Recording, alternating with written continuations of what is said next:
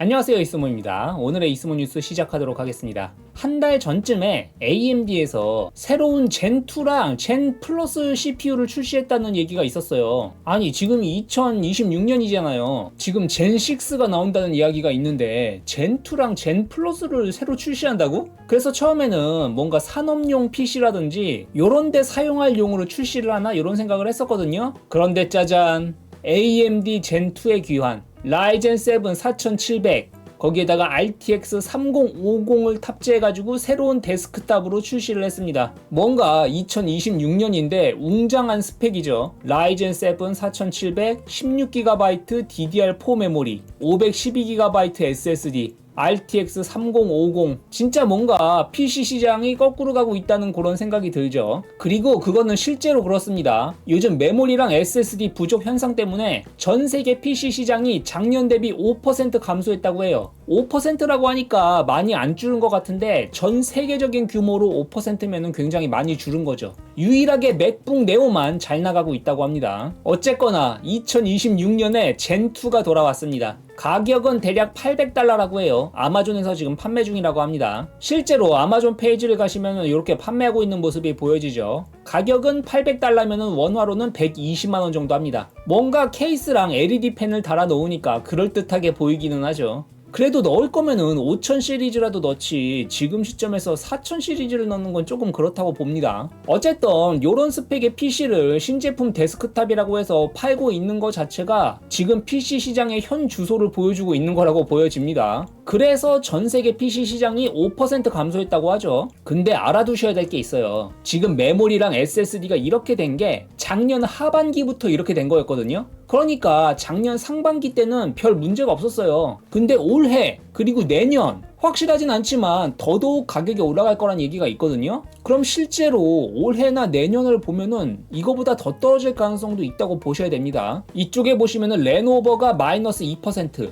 HP가 마이너스 9%, 델이 마이너스 5%, 애플은 10% 성장했어요. 놀랍죠? 에이수스가 0.2% 선방했네요. 그리고 기타 다른 업체들은 마이너스 10% 이런 결과를 기록했다고 합니다. 애플 같은 경우에는 얼마 전에 내놨었던 맥북 네오라든지 맥 미니라든지 한동안 가격을 안 올렸잖아요. 애플이 아마 그거에 수혜를 받았을 거라고 예상이 됩니다. 그런데 이제 애플도 가격을 올리고 있죠. 얼마 전에 가격 개정도 했고. 그래서 올해나 내년 같은 경우에는 애플도 만만치 않게 힘들 거라고 보여져요. 그러면서 애플이 얼마 전부터 중국산 메모리를 탑재할 것이다 이런 얘기가 돌고 있어요. 다들 아시다시피 CXMT 창신 메모리라고 하죠. 그리고 YMTC라고 하는 양쯔 메모리 요 두 회사의 메모리 사용을 검토 중이라고 합니다. 근데 지금 다들 아시겠지만 미국에서 중국산 부품 사용을 조금 금지하고 있거든요. 중국산 메모리, 중국산 반도체. 그래서 애플이 어떤 생각을 가지고 있냐면은 중국산 메모리 탑재 제품은 중국 시장에서만 판매할게 이런 이야기를 하고 있어요. 미국이 이런 중국산 부품을 탑재하지 말라고 하는 이유가 뭔가 그 안에 숨겨져 있는 코드라든지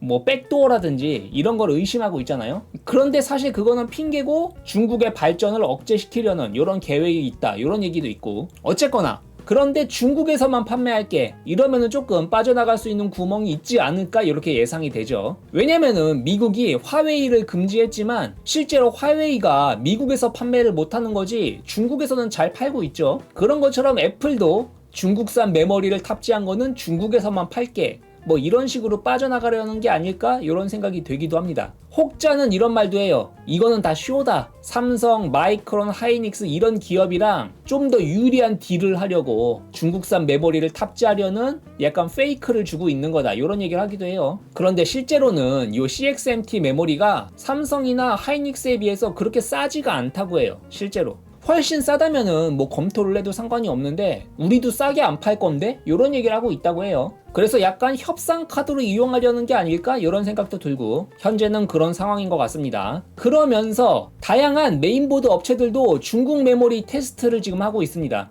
MSI 보드도 지금 중국산 CXMT 메모리 우리 메인보드에서 정상적으로 작동한다 이런 인증을 뭐 획득했다고 하고, 그리고 에이수스도 얼마 전에 AMD의 B850 마더보드에서 CXMT의 DDR5 메모리가 정상 작동하는 걸 보여줬다고 하죠. 여기 보시면 중국산 CXMT DDR5 메모리의 유효성 검증에 동참했다. 이런 이야기가 돌고 있습니다. 다들 아시겠지만 얼마 전까지만 해도 CXMT가 DDR5 메모리가 좀 성능이 별로다. 뭔가 호환성이 안 좋다. 제대로 못 만들 것이다. 이런 얘기가 있었는데 여러가지 지금 테스트를 하고 있는 것 같아요. 여기 보시면 킹뱅크에 24GB 듀얼 채널로 거기에 8400CL41로 오버클럭 해가지고 100% 안정성을 달성했다고 이런 이야기를 했다고 합니다. 물론 알리익스프레스나 이런 데 가보시면은 뭐 주호라든지 킹뱅크라든지 이런 중국 업체들이 DDR5 메모리를 판매하고 있긴 있어요. 근데 여기서 판매하고 있는 DDR5 메모리들이 대부분 뭐 삼성,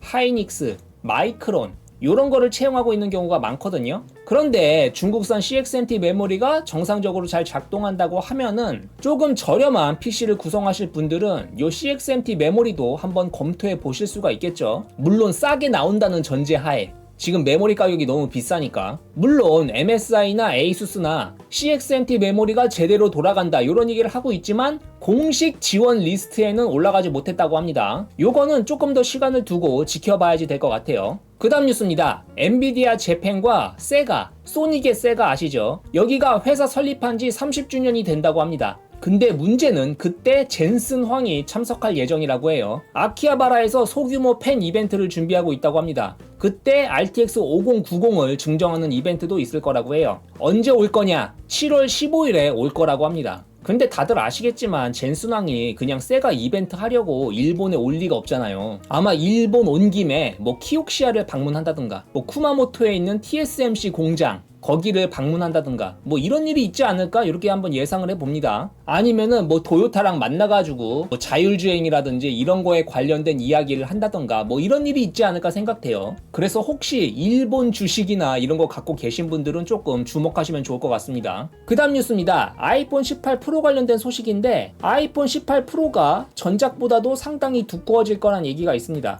어디서는 뭐 2mm가 두꺼워졌다고 하는데 이건 말이 안 되는 것 같고 0.2mm 정도 두꺼워지지 않을까 이렇게 예상이 돼요. 공개된 정보에 따르면 아이폰 18 프로 맥스의 무게는 240g, 두께는 9mm가 될 것이다. 이런 얘기가 있습니다. 전작이었던 아이폰 17 프로 맥스가 233g의 두께가 8.8mm였다고 해요. 아니 얘네는 점점 무거워지고 점점 두꺼워지는 것 같아. 어떡해. 폴더블 폰인 갤럭시 Z 폴드 8이 200g 정도의 무게라고 알려져 있는데 그거보다도 훨씬 무거운 거죠. 이렇게 두꺼워지고 무거워진 이유는 배터리 용량이 증가했기 때문이라고 합니다. 전작 대비해서 대략 500mAh 정도씩 늘어날 거라는 이야기가 있는 것 같습니다. 그러면서 이번 아이폰 18 프로 어떤 부품이 제일 비쌀까? 요거를 계산해 봤다고 하는데 당연하게도 낸드 플래시 메모리가 제일 비쌌다고 해요. 이쪽에 보시면은 전작 대비 가격 상승률이 이렇게 보여집니다. 이거 보세요. 다른 부품의 비율은 별로 달라진 게 없는데 메모리의 비율은 엄청 늘어났고 특히나 낸드 플래시의 비율이 엄청 늘어났어요. 얘가 메모리, 얘가 저장 공간이죠. 얘네가 차지하는 비중이 엄청나게 커졌다. 요 저장 용량 가격만 $250 정도가 할 거라고 해요. 그리고 요 메모리랑 저장 공간을 합치면은 $400 정도가 할 거라고 합니다. 미쳤죠? 예전에는 두 개 합쳐서 뭐 $100도 안 됐던 것 같은데? 이거 보세요. 그쵸? 거의 한 4배 정도가 올라간 것 같아요. 하지만 관대한 우리 애플, 소매 가격은 $200만 인상할 거라고 해요. 그래서 애플의 마진이 약간 줄어들 거라고 예상된다고 합니다. 그 다음 뉴스입니다. 갤럭시 플립 시리즈를 사랑하시는 분들에게는 안 좋은 소식일 수도 있는데 요번 갤럭시 Z 플립 8이 마지막 시리즈일 거라는 얘기가 있어요. 근데 이 소리는 저번에도 들은 것 같은데 삼성은 갤럭시 Z 플립 시리즈를 단종할 가능성이 있고 요번 플립 8이 마지막 모델이 될 것이다. 요런 루머가 있다고 합니다. 근데 요번 소식은 그 유명한 아이스 유니버스가 얘기했다고 합니다. 지금까지 몇 년 동안 이런 추측이 있긴 했는데 요번에는 꽤나 신뢰할 만하다는 소리죠. 근데 하필이면 왜 플립 시리즈냐? 플립 시리즈랑 폴드 시리즈가 있잖아요. 근데 폴드 시리즈는 가격이 비싸죠.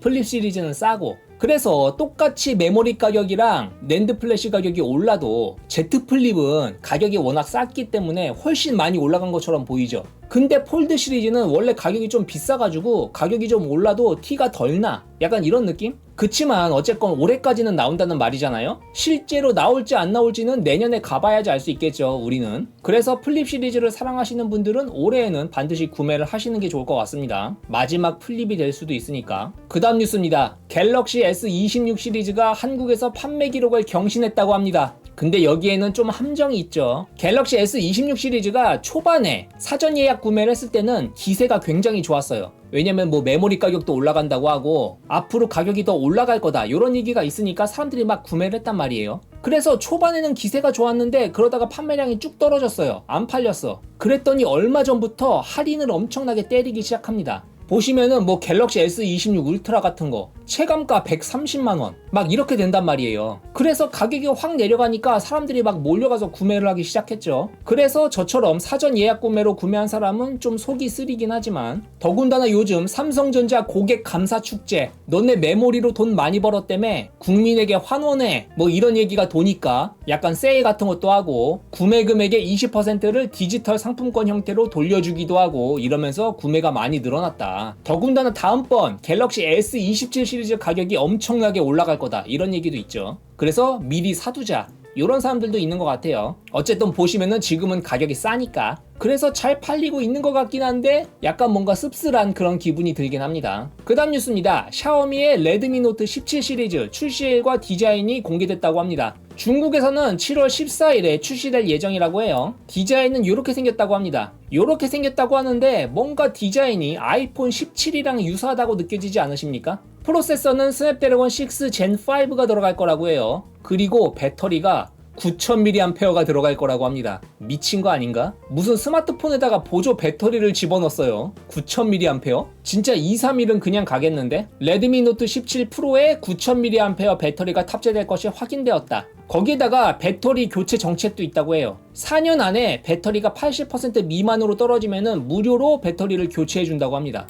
4년 보증. 이거는 꽤 크죠? 근데 역시나 문제는 가격일 것 같습니다. 요즘 중국 스마트폰 업체들도 가격이 싸지가 않아요. 왜냐면은 메모리랑 낸드 플래시 가격 상승 때문에 얘네들도 별로 싸지가 않아. 그래서 과연 요번 레드미 노트 17 시리즈 가격이 어떻게 나올지 한번 지켜보는 게 좋을 것 같습니다. 이걸 보면은 다른 업체들도 어떤 가격으로 앞으로 나올 수 있을지 알 수가 있겠죠. 그리고 요 레드미 노트 17 시리즈 같은 경우에는 아마 포코 브랜드로 글로벌 출시도 아마 될 것 같으니까 아마 요것도 국내 아마 출시를 할 것 같아요. 좀 기다리면은.